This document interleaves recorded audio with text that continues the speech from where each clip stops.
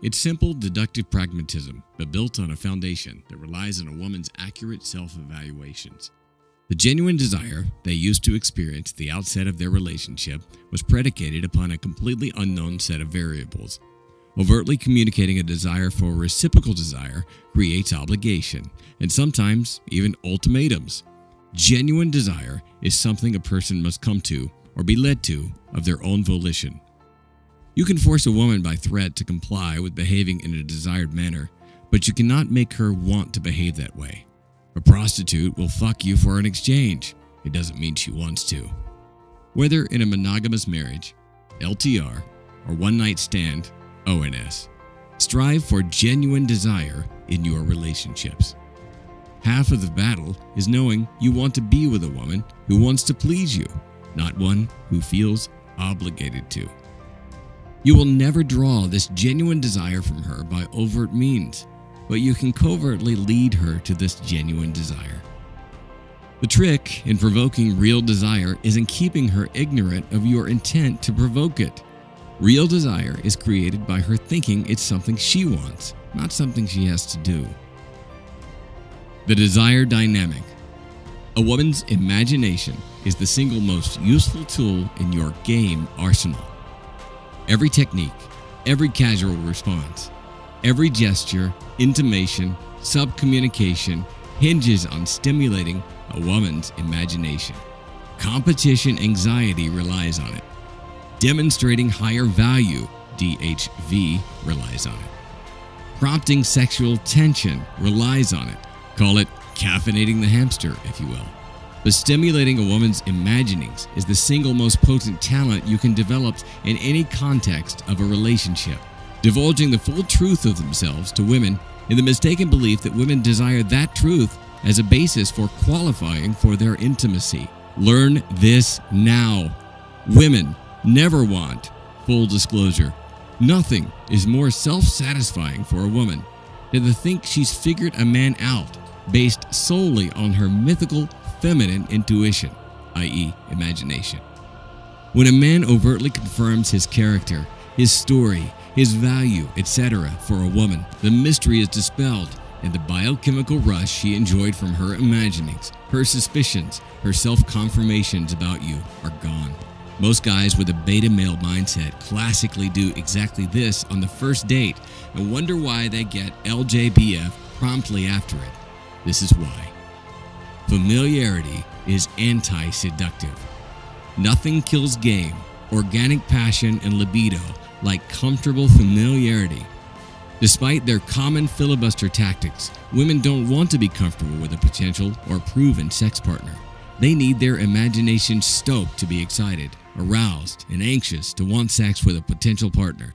In an LTR, there's an even more critical need to keep prodding that imagination. I would go so far as to say it's imperative for a healthy relationship. But then you'll ask, how do you go about that when your LTR girlfriend or wife already knows your story and the familiarity becomes cemented in?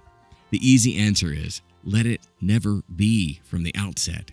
The health of any LTR you might entertain depends and survives on the frame you enter it with. The foundations of a healthy LTR are laid while you are single and dating non-exclusively. I've yet to meet the guy who's told me he's getting more frequent, more intense sex after his LTR, marriage, live-in situation was established. The primary reason for this is the relaxation of the competition anxiety that made the urgency of fucking you with lustful abandon in your dating phase an imperative to get you to commit to her frame. That's the crux of the matter that so many guys fail in. They surrender the frame before they commit to an LTR. They believe, thanks to their feminine conditioning, that commitment necessitates and is synonymous with acquiescing to her frame control. Combine this with anti-seductive familiarity and the growing commonness of your own value because of it, and you can see exactly why her sexual interest wanes. So what do you do to prevent that? First and foremost, understand that whose frame you enter into an LTR with sets the foundation of that LTR. If you find yourself buying into the "it's women's world and we just live in it" mentality, where your default presumption is that commitment means she wins by default, you lose, and that's just how it is. don't even consider an LTR. She enters your world, not the other way around. Secondly, you need to cultivate an element of unpredictability about yourself prior to and into an LTR. Always remember, perfect is boring. Women will cry a river about wanting Mr. Dependable and then go off and fuck Mr. Exciting. In an LTR, it's necessary to be both, but not one at the expense of the other. Too many married men are terrified to rock the excitement boat with their wives or LTRs because their sex lives hang in the balance of placating to her and her already preset frame. She must be reminded daily why you are fun, unpredictable, and exciting, not only to her, but other women as well. This requires covertly, tactfully, demonstrably implying that other women find you desirable. Women crave the chemical rush that comes from suspicion and indignation. If you don't provide it, they'll happily get it from tabloids, romance novels, The View, Tyra Banks, or otherwise living vicariously through their single girlfriends. By playfully staying her source of that rush, you maintain the position of stimulating her imagination. Married men who were defeated before they committed don't think that elements of game apply to marriage out of fear of upsetting their wives' frame, when in fact, being cocky and funny, neg hits, and many other aspects of game work wonderfully. Just kicking her in the ass and busting her chops playfully is sometimes enough to send the message that you're fearless of her response.